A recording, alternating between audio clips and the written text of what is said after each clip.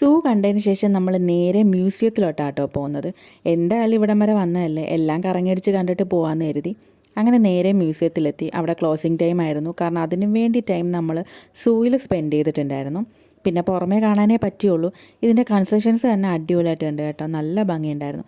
പിന്നെ എവിടെ വന്നാലും ഞാൻ കൂടുതലും ശ്രദ്ധിക്കുക ചെടികളാണ്. നല്ല വെറൈറ്റി ചെടികൾ, അവരത് അറേഞ്ച് ചെയ്തിരിക്കുന്ന രീതികൾ, നല്ല ഷേപ്പിലൊക്കെ കട്ട് ചെയ്ത് നിർത്തിയിട്ടുണ്ടായിരുന്നു.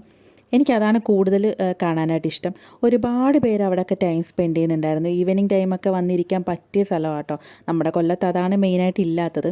എനിക്ക് ആ കാര്യത്തിൽ ചെറിയൊരു അസൂയ തോന്നി. പിന്നെ എല്ലാവരും കുഴഞ്ഞു വാരിയാട്ടോ വരുന്നത്. കാരണം 4 മണിക്ക് എഴുന്നേറ്റ് റെഡിയായിട്ടാണ് നമ്മൾ തിരുവനന്തപുരത്തോട്ട് തിരിച്ചിട്ടുണ്ടായിരുന്നത്. പിന്നെ എല്ലാ സ്ഥലത്തും പോയി കറങ്ങി വന്നപ്പോഴത്തേക്ക് ശരിക്കും എങ്ങനെയെങ്കിലും വീട്ടിൽ പോയാൽ മതിയെന്നായി. പിന്നെ നമ്മൾ കുറേ നേരം അവിടെ നിന്ന് ഫോട്ടോസും വീഡിയോസും ഒക്കെ എടുത്തിട്ട് നേരെ വീട്ടിലേക്ക് പോകാനായിട്ട് ഇറങ്ങി. ഇനി നമ്മൾ സ്ട്രെയിറ്റ് വീട്ടിലോട്ടാട്ടോ പോകുന്നത്.